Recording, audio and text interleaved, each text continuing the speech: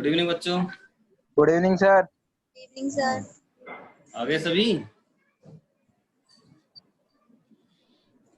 अरे आ गए सभी? आ रहे कुछ सर, आया? आ रहे हैं सर अभी। अच्छा, सबसे पहले तो हैप्पी टीचर डे सबको। Sir happy teacher day sir आपको। हैप्पी टीचर डे सर आपको। धन्यवाद सभी को, सेम टू यू। ठीक है, स्टार्ट करते हैं हम आज की क्लास अपनी। आज की क्लास में आपको पता ही है, आज हमारा चैप्टर एक तरीके से फिनिश हो जाएगा ये। ठीक है। Yes sir. हाँ, कल वाला आपने पढ़ ही लिया होगा अच्छे से। कोई समस्या आएगी तो हम लास्ट में इसको सॉल्यूशन कर लेंगे उसको। क्लियर है? ठीक है भाई। Okay sir. हाँ, तो आज वाले पहले मैं दोनों बता रहा हूँ आपको, या पहले पिछले चलें? बताओ, कल वाला रिवाइज करूँ क्या? सर पहले नए पढ़ा दो, फिर कल वाला रिवाइज कर देना। नए वाला अभी बाद में कर देना सर। ओके ठीक है, आज के ये जो नए हैं दोनों इनको पढ़ लेते हैं, फिर अगर कोई समस्या आती है तो फिर रिवाइज कर लेंगे। ओके, तो देखो सबसे पहले बात कर रहे हैं हम पांचवें पद की। पांचवा पद यहाँ पर दिया हुआ है आपके सामने। निर्गुण कौन देश को वासी, निर्गुण कौन देश को वासी, मधुकर हंसी समझाए, सहोदय भुजती सांच ने हासी। ओहे जनक जननी को कहियत, कौन नारी को दासी, और कैसो वरन भेष है कैसो, और केही रस में अभिलाषी। पावे गो पुनि कियो आपनो जोरी, पावे गो पुनि कियो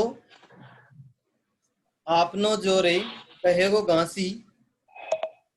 और सुनत मोन हवे रहो ठगियो सो, सूर सबे मति नासी। देखो आप सभी को बहुत अच्छे से पता है कि यहाँ पर संवाद यानी बातचीत किन किन के मध्य हो रही है? गोपियों के और उद्धव के मध्य।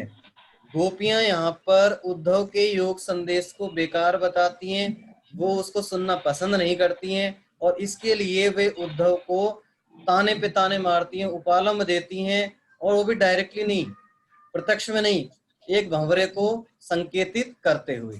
ठीक है, ये बात हम सब जानते हैं, हम पढ़ चुके हैं। अब इसके बाद क्या होता है, इस वाले पद में जो गोपियां हैं वो उद्धव को अपने प्रश्नों में उलझा देती हैं। प्रश्नों में उलझाने का मतलब ये है कि भाई जिस ज्ञान संदेश को वो उनको सिखाना चाह रहा है ना, वो उसी ज्ञान संदेश, उसी निर्गुण ब्रह्म साधना, उसी योग संदेश के बारे में उनसे सवाल जवाब करने लग जाती है। यानी कि जो गोपी है या जितनी भी वहां पर गोपियां थी वो सभी उससे यानी उद्धव जी से सवाल करने लग जाते हैं कि भाई जो आप हमको बताने आए हो, जो निर्गुण ज्ञान का संदेश हमको दे रहे हो, क्या आप खुद इसके बारे में जानते हैं? और जानते हैं तो हमको उसका उत्तर दीजिए। तो वो सवाल यहाँ पर करेंगी, और वो सवाल क्या है हम पढ़ेंगे। पहले देख लेते हैं हम शाब्दिक अर्थ। देखो निर्गुण का मतलब आप सभी को पता है, जिसका कोई रूप रंगाकार नहीं होता, निर्गुण ब्रह्म। इसको हम योग संदेश भी कह सकते हैं, योग संदेश या ज्ञान की बातें भी कह सकते हैं। देश से मतलब होता है देश। बासी, बासी का मतलब होता है यहाँ पर रहने वाला। बासी का मतलब होता है यहाँ पर रहने वाला। ठीक है, ध्यान रखना, बासी का मतलब होता है रहने वाला। और मधुकर, मधुकर आपको पता ही है भंवरा होता है वैसे तो, लेकिन यहाँ पर मधुकर का प्रयोग किसके लिए किया गया है वो भी आपको पता होना चाहिए, उद्धव जी के लिए किया गया है। मधुकर का जो अर्थ होता है वो तो भंवरा है, लेकिन यहाँ पर उद्धव के लिए काम में आ रहा है शब्द।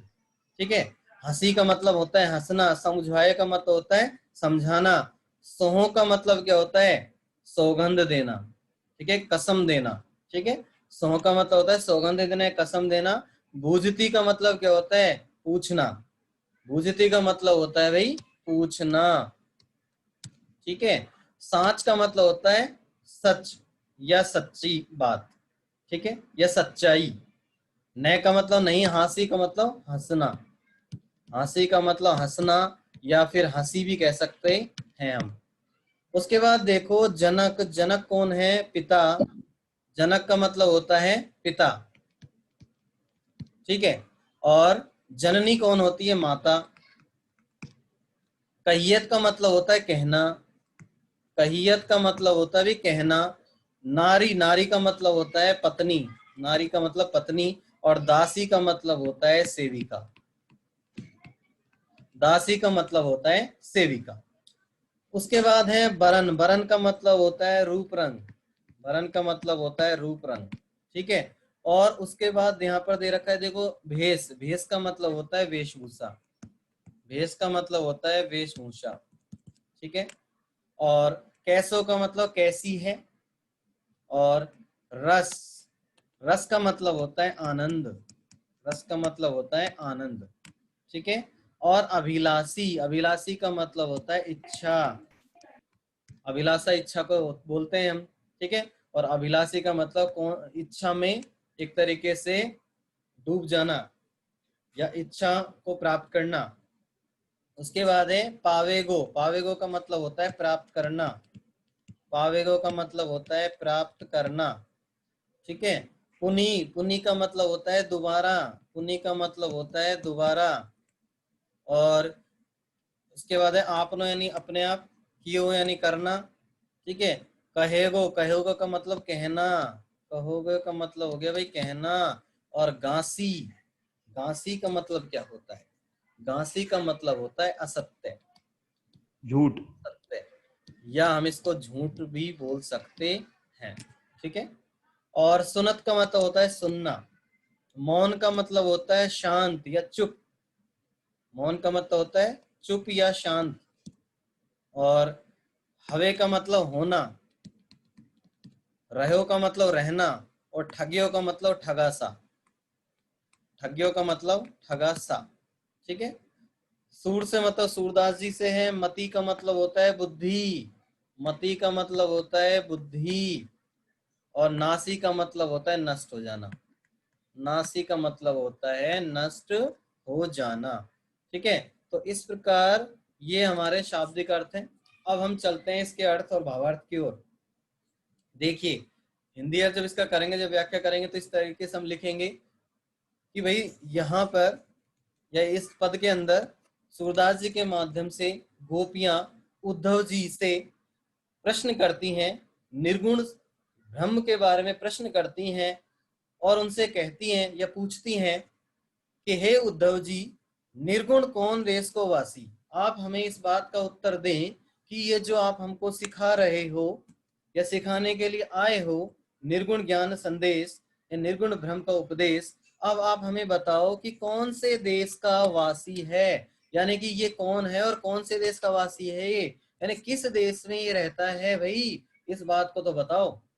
हम चलो सीख लेंगे, गोपियां इस बात करिए, हम चलो आपकी बातें सुन लेंगी, ठीक है, लेकिन आप पहले हमारे उत्तरों को दीजिए, ठीक है, हमारे प्रश्नों का उत्तरों को दीजिए। सबसे पहले आप हमको ये बता दें कि आप जो हमको बता रहे हो, सिखा रहे हो, जो उपदेश दे रहे हो ना, ठीक है, वो निर्गुण, वो भ्रम, वो निर्गुण जो भ्रम है ना, वो कौन से देश में रहता है।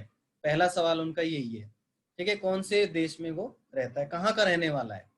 उसके बाद मधुकर हंसी समझाए। उसके बाद गोपियां जब ऐसे सवालों करती है ना, स्टार्टिंग ऐसे सवालों से हो रही है पद में, यानी गोपियां उद्धव से सवाल कर रही हैं, तो भाई सीधी सी बात है उद्धव भी चौंक जाएगा, ठीक है।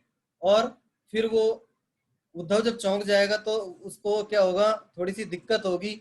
और ऐसी उसको कोई दिक्कत ना हो, इसलिए गोपियां उसका सॉल्यूशन करते हुए चल रही हैं यहाँ पर, और कह रही हैं उससे कि मधुकर हंसी समझाए, मधुकर हंसी समझाए सौदे बूझती। मधुकर यानी यहाँ पर हे उद्धव जी, हंसी समझाए, आप इसको हंसी में मत समझो, यानी कि आप ये मत सोचो कि हम आपसे हंसी ठिठोली कर रही हैं, ऐसा कुछ नहीं है, ठीक है। सौदे बूझती, हम आपसे कोई हंसी मजाक नहीं कर रही हैं, हम आपको सौगंध देकर के पूछ रही हैं आपसे, सांच यानी आप सच्ची सच्ची बात हमको बताएं, सच बताएं बिल्कुल, न हंसी, इसमें कोई हंसने जैसी कोई बात नहीं है। यानी कि जब उद्धव से ऐसा सवाल किया जाता है तो भाई उद्धव भी चौंक जाता है। तो गोपियां उससे कहना चाह रही हैं इस बात को कि हे उद्धव जी, आप हम हमारी इन बातों को हंसी में न टालें, ठीक है, हंसी न समझे, हम आपसे सौगंध देकर के आपसे सच्ची सच्ची बात पूछना चाह रही हैं, तो कृपया करके आप हमें सच्चाई बताएं कि उन निर्गुण जो ब्रह्म हैं उनका देश कौन सा है, उनका वास स्थान कौन सा है, कहाँ वो रहते हैं, ठीक है। उसके बाद थर्ड लाइन में क्या कहती हैं गोपियां, फिर सवाल कर रही हैं को है जनक, कौन तो उनका पिता है भाई, किसका पिता, निर्गुण ब्रह्म ज्ञान योग का। ठीक है, जननी को कहियत, कौन उनकी माता है, कौन नारी, कौन उनकी पत्नी है, और कौन दासी, कौन उनकी सेविका है, या कौन उनकी दासी है। ठीक है, यानी सारी डिटेल दो हमको, गोपियां कह रही हमको सारी जानकारी चाहिए उनकी, तब जाकर हम आपकी बातों को सुनेंगे, आपके ज्ञान संदेश को सीखेंगे। ठीक है, उसके बाद चौथी लाइन में क्या कह रही हैं गोपियां, कैसो वर्ण, कैसा तो उसका रूप रंग है भाई, काला है, गोरा है, ठीक है, सांवला है, आकार कैसा है उसका, सब कुछ हमें बताओ।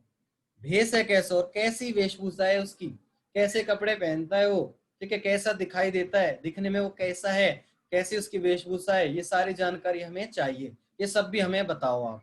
ठीक है, कही रस में विलासी, और कौन सा रस, कौन सा रस उसे प्राप्त करना है, कौन सा रस यानी किस आनंद, किसके अंदर यानी किन बातों के अंदर उसको आनंद की प्राप्ति होती है, या कौन से रस या कौन से आनंद को वो प्राप्त करना चाहता है, उसकी उसको इच्छा है, वो अभिलाषी उस चीज का। दोबारा सुन लो चौथी लाइन को, गोपी यहाँ पर कह रही है उद्धव से कि आप हमें बताएं कि निर्गुण जो ब्रह्म है आपका, उसका कैसा रूप रंग है, कैसी उसकी वेशभूषा है, और कौन से रस में वो अभिलाषी है, यानी कौन सा रस उसे प्राप्त करना है, किस रस की उसको इच्छा है, कौन सा आनंद उसको प्राप्त करना है, या कौन से आनंद की उसकी इच्छा है, यानी किस चीज के अंदर उसे आनंद प्राप्त होता है, किस वस्तु में उसको आनंद प्राप्त होता है, उन सारी बातों को आप हमें बतलाइए, तब जाकर हम आपकी बात को सुनना पसंद करेंगे। उसके बाद पांचवी लाइन में गोपियां कह रही हैं कि पावे को पुनि क्यों आपने जोरे, गोपियां कह रहे कि पावे को मतलब आप प्राप्त करोगे, पुनि यानी दोबारा से, आप दोबारा से प्राप्त करोगे, क्या प्राप्त करोगे सुनो, कहोगे घासी, यदि आप हमसे झूठ बोलोगे, यहाँ से हमको इसका इंद्यत करना है अंतिम रूप से, यानी कि वाक्य के अंत से स्टार्ट करना है। गोपियां कह रही हैं यदि आप हमसे झूठ कहते हो ना, इन सारे प्रश्नों को उत्तर झूठ दे रहे हो ना, तो पावे को पुनि, आप उसका परिणाम खुद भुगतोगे, आप उसका परिणाम दोबारा से स्वयं ही भुगतोगे, हम नहीं भुगतने वाली। कैसे भुगतोगे आप, इस बात को मैं बता देता हूँ। गोपियां इस बात को ये कहना चाह रही हैं कि यदि आप हमसे असत्य कहते हो, झूठ कहते हो ना, तो देखो संसार में सभी लोग आपको जानते हैं कि आप बहुत बड़े ज्ञानी हो, आप हमेशा सच बोलते हो, सच्चा ज्ञान देते हो दूसरों को, कभी झूठ नहीं बोलते, और यदि आप आज आपने हमसे झूठ बोल दिया, इन प्रश्नों का गलत उत्तर हमको दे दिया ना, तो संसार में आपका यश खराब हो जाएगा, लोग आपके नाम पर क्या करेंगे, ताने मारेंगे, आपको थूकेंगे आपके नाम पर, आपको एक तरीके से ज्ञानी न कह करके आपको ज्ञानी कहा जाएगा। ठीक है, तो आप अपने ऊपर इतनी सारी बातों को सहन करना पसंद करोगे, या फिर हमको सच्चाई कहना पसंद करोगे, वो आप देख लीजिए। ठीक है, तो इस बात को गोपियां उद्धव जी से साफ साफ स्पष्ट रूप से कह रही हैं इस पंक्ति के अंदर। और अंतिम लाइन में गोपियां कह रही हैं कि सुनत मोहन हवे रहो ठगियो सो सूर सवे मती नासी, कि जब गोपियों ने ये सारी बातें, ये प्रश्न, ये सवाल उद्धव से करे, इतने बड़े ज्ञानी के सामने सवाल कर दिए, तो उद्धव जी तो कैसे हो गए, मौन हो गए, चुप हो गए, बेचारे क्या बोलेंगे अब, इतनी सारी महिलाओं के सामने बेचारे क्या बोले, और ऐसे सवाल वो कर रही हैं, तो उद्धव जी का सारा ज्ञान धरा के धरा रह गया, वो तो कैसे हो गए, चुप बैठ गए, और ऐसा लग रहा था जैसे उनको किसी ने ठग लिया हो, धोखा दे दिया हो, किसी ने उनका सब कुछ लूट लिया हो, ऐसा लग रहा था, उनकी स्थिति ऐसी हो गई थी उस समय। और ये सारी बातें सूरदास जी के माध्यम से बताई जा रही हैं। ठीक है, और ऐसा लग रहा था जैसे उनकी बुद्धि नष्ट हो गई हो, उनकी मति खराब हो गई हो, ऐसा लग रहा था उस दृश्य के अंदर। एक बार फिर से मैं सारा रिवाइज कर रहा हूँ, पूरा के पूरा पद, ठीक है, अच्छे से देख लेना। प्रस्तुत पद के अंदर सूरदास जी के माध्यम से गोपियां उद्धव से सवाल करती हैं, निर्गुण ब्रह्म के लिए प्रश्न करती हैं, और उनका पहला प्रश्न होता है कि हे उद्धव जी, आप हमें इस बात को बताइए कि भाई निर्गुण ब्रह्म का देश कौन सा है, कहाँ पर वो रहते हैं। ठीक है, और आप हमारी इन बातों को, इन प्रश्नों को हंसी में न टालें, हम आपसे सौगंध लेकर के पूछना चाह रही हैं, आप सच्ची सच्ची हमको बात बताएं, आप कृपया करके हमारी बातों को हंसी में न टालें, आप हमारे हंसने पर मत जाएं। ठीक है, हमारे हंसने का मतलब ये नहीं है कि आप हम आपका मजाक बना रहे हैं, ऐसा कुछ नहीं है, हम आपसे सच्चाई जानना चाहती हैं। और जबकि वास्तविकता ये थी कि वो उसका मजाक ही बना रही थी, लेकिन कहती क्या है वो, कि हम आपका मजाक नहीं बना रही हैं। फिर अगला सवाल उनका ये होता है कि कौन तो उनके पिता हैं, कौन उनकी माता है, कौन उनकी पत्नी और कौन उनकी दासी। इस बात को भी क्लियर करें आप, इन सारी बातों को स्पष्ट बताएं हमको, ठीक है। उसके बाद गोपियां फिर सवाल कर रही हैं, भाई सवाल पे सवाल हो रहे हैं यहाँ पर उद्धव से। फिर कह रहे हैं कि बताओ निर्गुण ब्रह्म का रूप कैसा है, रंग कैसा है, काला है, गोरा है, वो सारी बातें आप हमें बताएं। कैसी उसकी वेशभूषा है वो आप हमें बताएं, कैसे कपड़े पहनता है वो आप हमें बताएं, और कौन से रस में वो अभिलाषी हैं, यानी कौन सा आनंद उनको अच्छा लगता है वो भी आप हमको बताएं, कौन सी वस्तु उन्हें अच्छी लगती है वो आप हमें बताएं, ठीक है। और यदि आपने हमसे झूठ बोल दिया, आप गोपियां उलझा रही हैं उनको, गोपियां उद्धव जी को उलझाना चाह रही हैं, कह रही हैं कि यदि आपने हमसे झूठ बोल दिया ना तो इसका परिणाम आप स्वयं भुगतोगे भाई, हम इसमें कुछ नहीं कर पाएंगे। भविष्य में जब भी आपकी बात चलेगी ना तो आपको ताने मारे जाएंगे, आपको अज्ञानी भी सिद्ध कर दिया जाएगा, ठीक है। आपका सारा ज्ञान धरा की धरा रह जाएगा, आपका नाम खराब हो जाएगा, आपकी कीर्ति धूमिल हो जाएगी, कीर्ति खराब हो जाएगी, यश समाप्त हो जाएगा आपका, ठीक है। अब जब ऐसी बातें उद्धव जी के सामने आती हैं तो बेचारे उद्धव जी तो चुप हो जाते हैं, और ऐसा लगता है जैसे उनको किसी ने ठग लिया हो, और ऐसा लगता है जैसे उनकी बुद्धि खराब हो गई हो, बुद्धि नष्ट हो गई हो। ऐसी सारी बातें सुनने के बाद तो किसी भी इंसान की बुद्धि नष्ट हो जाती है, तो यहाँ पर उद्धव की भी नष्ट हो जाती है। तो ये पहले यानी 5वें पद के अंदर हमने इसकी चर्चा कर ली है, ठीक है। क्लियर है सभी को? Yes sir. ठीक है। अब आगे चलता हूं मैं नेक्स्ट वाले पर, और जो हमारा अंतिम है छठा, उस पर चल रहे हैं हम। छठा यहाँ पर क्या बता रहा है, देखिए छठे में बताया गया है कि पवन पानी घनसार, पवन पानी घनसार सर ये संजीवनी। बिन सर ये अच्छा बिन हाँ, गोपाल छूट गया। ओके ओके ओके, ठीक है। देखिए, बिन गोपाल बैरिन भई कुंजे, तब ये लता लगती अति शीतल, अब भई विषम ज्वाल की कुंजे, वृथा बहती जमुना खग बोलत, वृथा कमल फूले अली गुंजे, पवन पानी घनसार संजीवनी, दधिसुत किरण भानु भई भुंजे, ए उधौ कहियो माधव सो, विरह कदन करी मारत लुंजे, सूरदास प्रभु को मग जोवत, अखियां भई वरन जो गुंजे। तो देखिए पहले शाब्दिक अर्थ पर चलते हैं हम, शाब्दिक अर्थ करते हैं। बिन का मतलब होता है बिना, बिन का मतलब होता है बिना, ठीक है। गोपाल आप जानते ही हो, गोपाल श्री कृष्ण जी के लिए आए, ठीक है। और बैरिन का मतलब होती है एक तरीके से विरह अग्नि, ठीक है। या हम इसको ऐसे भी कह सकते हैं शत्रु, शत्रु भी बोल सकते हैं इसको, ठीक है। और भई का मतलब होता है हो जाना, भई का मतलब होता है हो जाना। और कुंजे, कुंजे क्या होते हैं, कुंजे का मतलब कुंज वृक्ष, वृक्ष झाड़ियों के लिए आया है कुंजे शब्द, गली ठीक है है। गोकुल, बाग। गोकुल के जो वृक्ष और झाड़ियां उनको कुंज बोलते हैं, ठीक है, ध्यान रखना इसको। उसके बाद देखो लताएं, लताएं वृक्षों की लताओं के लिए है। लगती का मतलब लगना होता है, अति का मतलब अत्यधिक होता है, शीतल का मतलब ठंडी, ठीक है। और उसके बाद भई का मतलब होना, विषम का मतलब एक तरीके से विपरीत, विषम का मतलब होता है विपरीत, ठीक है। ज्वाल, ज्वाल का मतलब होता है अग्नि, ज्वाल का मतलब होता है अग्नि। और पुंजे, पुंजे का मतलब होता है भाई समूह, पुंजे का मतलब होता है समूह। वृथा, वृथा क्या होता है, व्यर्थ, वृथा का मतलब होता है व्यर्थ। बहती का मतलब होता है बहना, ठीक है, बहती का मतलब होता है बहना। और जमुना को आप सभी जानते हैं, वो आता है यमुना नदी के लिए, ठीक है। खग का मतलब होता है पक्षी, बोलत का मतलब बोलना, ठीक है। वृथा, वृथा का मतलब बेकार, वृथा का मतलब बेकार, ठीक है। कमल आप सभी जानते हैं कमल पुष्प है, ठीक है। अली, अली का मतलब क्या होता है, देखो अली का मतलब भंवरा, मैंने आपको पहले बताया था, ठीक है। और उद्धव के लिए भी प्रयोग में आया ये शब्द। और गुंजे, गुंजे का मतलब होता है एक तरीके से गुंज, ये एक बीज भी होता है और फल भी हम इसको कह देते हैं गुंजे को, ठीक है। और ये लाल रंग का होता है, ध्यान रखना। इसकी जो मालाएं भी बनाई जाती हैं, यानी मोती की भांति मालाओं में एक काम में आ जाता है गुंज। ठीक है, कहते भी है ना गुंज की माला, तो वो है ये, ध्यान रखना इसको, लाल रंग का होता है। उसके बाद आगे चलते हैं तो पवन को आप जानते ही हवा के लिए है, पानी आप जानते हैं जल। ठीक है, घनसार का मतलब होता है कपूर, घनसार का मतलब होता है कपूर। ठीक है, संजीवनी, संजीवनी का मतलब, संजीवनी का मतलब होता है जीवन देने वाला, यानी यहाँ पर ये आया है बादल के लिए, बादलों के लिए आया है भैया। दधिसुत, दधिसुत कौन है, यानी दधि का पुत्र, दधिसुत का मतलब दधि का पुत्र, अर्थात वो है चंद्रमा। ठीक है, वो है चंद्रमा।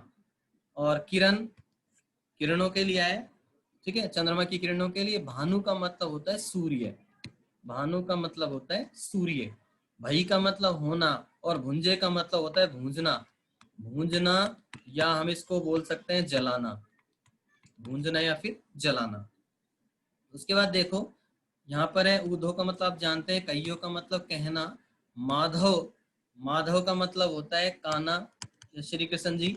ठीक है, और कदन का मतलब क्या होता है, काटना, कदन का मतलब होता है काटना। ठीक है, और मारत का मतलब होता है मारना। ठीक है, मारत का मतलब होता है मारना, और लुंजे का मतलब होता है अपंग, लुंजे का मतलब होता है अपंग। ठीक है, और लास्ट लाइन देखो, सूरदास, सूरदास जी हैं वो तो प्रभु श्री कृष्ण जी हमारे। मक का मतलब रास्ता होता है, जोवत का मतलब होता है देखना, अखियां यानी आंखें, भाई का मतलब होना, और वरण का मतलब होता है एक तरीके से रंग, और ज्यों का मतलब जैसे, और गुंजे का मतलब मैंने अभी बताया बीज, या एक प्रकार का बीज या फल होता है, और इसका रंग लाल होता है गुंजे का। ठीक है, माला बनाने के काम में भी ये आता है। अब करते हैं आप इसका हिंदी अर्थ। ठीक है, ध्यान से सुने आप इसको। तो देखिए यहाँ पर सूरदास जी के माध्यम से जो गोपियां हैं वे उद्धव जी को अपनी विरह वेदना बता रही हैं। ठीक है, कौन सी वाली विरह वेदना बता रही हैं, आपको पता ही है, जब श्री कृष्ण जी उनको छोड़कर चले जाते हैं तो उनको कुछ भी अच्छा नहीं लगता, क्योंकि वो उनके प्रेम में पागल सी हो जाती हैं, और इसके लिए उद्धव जी को उनके पास भेजती हैं। मतलब उद्धव जी उनके पास आए, और उद्धव जी ने उनको समझाना चाहा, उनको ज्ञान की बातें सिखानी चाहिए, वो लेकिन नहीं सुन रही। ठीक है, और बदले में अपनी ही विरह वेदना को बताने लग गई। तो उन्होंने अपनी कौन कौन सी विरह वेदना यहाँ पर बताई, वो इस पद में हम पढ़ने वाले हैं। ठीक है, तो देखिए फर्स्ट लाइन में क्या कहा गया है, सूरदास जी के माध्यम से गोपियां उद्धव से कहती हैं कि बिन गोपाल बैरिन भई कुंजे, हे उद्धव जी, बिन गोपाल, बिना कान्हा के, बिना श्री कृष्ण जी के, या बिना श्याम के बैरिन यानी दुश्मन हो गई हैं। कौन हो गई दुश्मन, भई कुंजे, जो ये कुंज वृक्ष झाड़ियां हैं, ये सभी हमारे लिए क्या बन गई हैं, शत्रु बन गई हैं, दुश्मन हो गई हमारे लिए, ये हमको अब बिल्कुल भी अच्छे नहीं लगते। दूसरी लाइन में क्या कहा, तब ये लता लगती अति शीतल, ध्यान से सुनना, तब, तब का मतलब कब की बात हो रही है, जब श्री कृष्ण जी उनके साथ थे। देखो दो स्थिति होती है, एक तो होती है संयोग स्थिति, एक तो होती है संयोग स्थिति, और एक होती है वियोग की स्थिति। देखो संयोग की स्थिति में तो उनका मिलन था, यानी श्री कृष्ण जी उनके साथ थे। ठीक है, श्री कृष्ण और गोपियों का मिलन था। और वियोग की स्थिति कब बनी, जब वो श्री कृष्ण जी उनको छोड़ करके चले गए। ठीक है, तो इन दोनों स्थितियों की बात हो रही है इस लाइन में, तो ध्यान से सुने इसको। तब ये लता लगती अति शीतल, तब का मतलब जब श्री कृष्ण जी हमारे साथ थे, गोपियां कह रही है इस बात को कि जब श्री कृष्ण जी हमारे साथ थे ना, तब तो हमको ये लताएं, इन वृक्षों की लताएं बहुत ही अत्यधिक शीतल लगती थी, अच्छी लगती थी, हमें शीतलता प्रदान करती थी जब वो हमारे साथ थे।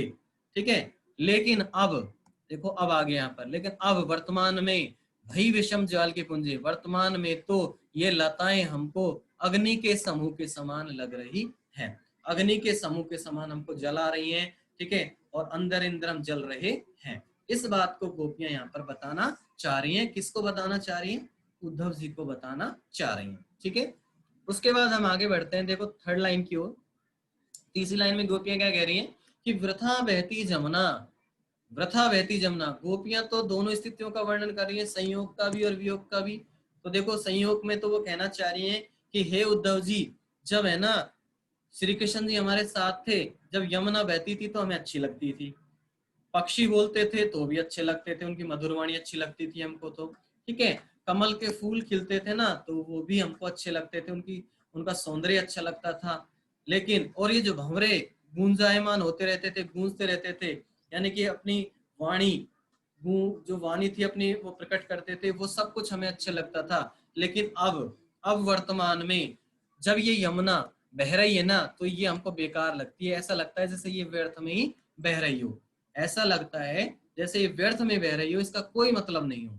खग बोलत, जब ये पक्षी बोलते हैं ना, तो इन पक्षियों की मीठी वाणी भी हमें कड़वी लगती है, अच्छी नहीं लगती है, हमें इनकी वाणी पसंद नहीं है। ठीक है, कब नहीं है, इस समय, पहले तो अच्छी लगती थी उनको। वृथा कमल फूले अली गुंजे, और ऐसा लगता है व्यर्थ में ही कमल के फूल खिल रहे हैं, इनका कोई औचित्य नहीं है, कोई इनका अस्तित्व नहीं है। अली गुंजे, और व्यर्थ में ही जो भंवरे हैं वो फूलों के ऊपर मंडरा रहे हैं और अपनी वाणी को प्रकट कर रहे हैं। तो ये सारी बातें यहाँ पर बताई गई हैं गोपियों के द्वारा। क्लियर है? अब देखिए, अब फोर्थ लाइन में क्या कहा गया गोपियों के द्वारा? गोपियां कह रही हैं भाई देखो पवन, वही बात है यहाँ पर भी संयोग और वियोग की स्थिति ही है, दोनों ही स्थिति चल रही है। तो देखो मैं दोनों स्थिति बताऊंगा आपको, पवन, पानी, घनसार, संजीवनी, दधिसुत, किरण और भानु। देखो इन सब की बात करेंगे हम। गोपियां कह रही हैं कि जब श्री कृष्ण जी या कान्हा या श्याम प्रभु हमारे साथ थे ना, तो हमें है ना पवन, जो ठंडी ठंडी हवाएं चलती थी वो भी अच्छा लगता था, जो नदियों का जो जल था वो भी हमें अच्छा लगता था, घनसार जो कपूर की खुशबू थी, जो कपूर था वो भी हमको अच्छा लगता था, संजीवनी जो बादल बरसते थे वो भी हमें अच्छे लगते थे, दधिसुत किरण चंद्रमा की जो किरणें थी, ठीक है, जो हमें शीतलता प्रदान करती थी वो भी हमें अच्छी लगती थी, वो क्योंकि हमें शीतलता दे रही थी वो। लेकिन अब क्या हो गया, अब श्री कृष्ण जी हमारे साथ नहीं है, ठीक है, और अब वियोगी की स्थिति बन गई है, अब हम विरह वेदना से पीड़ित हैं, तो हमें न तो पवन, ये ठंडी हवाएं अच्छी लग रही है, ठीक है, न हमें शीतल जल अच्छा लग रहा है, न कपूर अच्छा लग रहा है, न हमें बादल यानी बारिश अच्छी नहीं लग रही, बारिश कितनी हो जाए हमें बिल्कुल भी अच्छी नहीं लग रही है, क्योंकि हमारे साथ श्री कृष्ण जी नहीं है। और जो ये चंद्रमा की किरणें जो हमें पहले शीतलता प्रदान कर रही थी ना, अब ये भानु के समान, भानु का मतलब सूर्य, अब ये सूर्य की किरणों के समान हमें भूंज रही हैं, अर्थात जला रही हैं। यानी कि जो किरणें, चंद्रमा की जो किरणें पहले ठंडी थी, शीतल थी, हमें शीतलता दे रही थी, आज वही किरणें कैसी बन गई हैं, वो सूर्य के समान हमको जला रही हैं।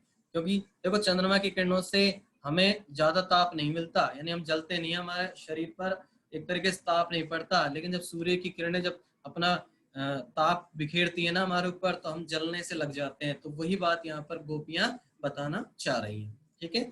उसके बाद पांचवी लाइन में क्या बताया गया, हे उद्धव कहियो माधव सो, हे उद्धव जी उन माधव श्री कृष्ण जी से आप जाकर के कहना कि विरह कदन, कि विरह, जो ये विरह रूपी अग्नि है ना, ये जो विरह है ना, उनका मतलब हमसे दूर रहना, ये जो विरह वेदना है ना, ये कदन, ये हमारे शरीर को काट रही है, ये हमारे शरीर को काट रही है, और ऐसा लग रहा है ये काटते काटते इसने हमारे सारे अंगे काट दिए हैं और हम अपंग बन गए हैं। गोपियां कह रही हैं कि हम सभी अपंग हो चुकी हैं, ऐसा लग रहा है हमको इस विरह वेदना से हमारे सारे अंग कटते हुए चले जा रहे हैं, और ऐसा लग रहा है कि एक दिन हमारा जो मरण है वो निश्चित है, हमारी मृत्यु निश्चित है। ऐसा गोपियां यहाँ पर बताना चाह रही हैं। किसको कह रही हैं सारी बातें? उद्धव को कह रही हैं। और किसके लिए कह रही हैं? ये माधव के लिए कह रही हैं, श्याम प्रभु के लिए कह रही हैं, ठीक है। और अंतिम लाइन में गोपियां कहती हैं कि सूरदास जी के माध्यम से बताती हैं कि प्रभु को मग जोवत अखियां, कि हे उद्धव जी, श्री कृष्ण भगवान के रास्ते को देखते देखते हमारी जो आंखें हैं ना, वो मतलब उनके दर्शनों को निहारने के लिए तड़प रही हैं, ठीक है। वो आंखें तड़प रही हैं, और आंखें विरह वेदना से इतनी तड़प चुकी हैं कि वो गुंजे के समान लाल हो गई हैं। जैसे गुंजा बहुत ज्यादा अत्यधिक लाल रंग का होता है, ठीक है, अग्नि का सा प्रतीक होता है, वैसे हमारी आंख भी लाल हो गई हैं। कई बार जब हम ज्यादा रोते हैं, हम अपने ऊपर लेकर चलते हैं, जब हम ज्यादा रो लेते हैं, हम ज्यादा दुखी होते हैं, तो हमारी आंखें भी लाल हो जाती हैं। तो ऐसे ही गोपियां भी श्री कृष्ण की याद में बहुत तड़प रही हैं, रो रही हैं। तो उसी विरह वेदना में उनकी आंखें भी कैसी हो गई हैं? लाल हो गई हैं, उनके रास्ते को देखते देखते कि वो कब आएंगे, कौन से रास्ते से आएंगे। तो इन सब रास्तों को निहारते निहारते उनकी आंखें लाल पड़ गई हैं, और किसके समान? गुंजे के समान। तो गुंजे के समान बता दिया तो उपमा अलंकार होगा, आपको पता ही है, समान की स्थिति जहां पर आ जाए तो उपमा अलंकार ही होता है। क्लियर है यहाँ तक सभी को? एक बार फिर से रिवाइज कर रहा हूं मैं ये सर एक बार फिर से कर इसी दो। 6 पद को, छठे वाले को। देखो यहाँ पर सूरदास जी के माध्यम से गोपियां उद्धव से कहती हैं कि देखिए उद्धव जी कि पहले की स्थिति क्या थी और आज की स्थिति कैसी हो गई हमारे सामने, कि बिना गोपाल के, बिना श्री कृष्ण के हमको ये कुंज वृक्ष अच्छे नहीं लगते, ये वृक्ष झाड़ियां बिल्कुल अच्छे नहीं लगते। कब अच्छे लगते थे? जब श्री कृष्ण हमारे साथ थे, ठीक है।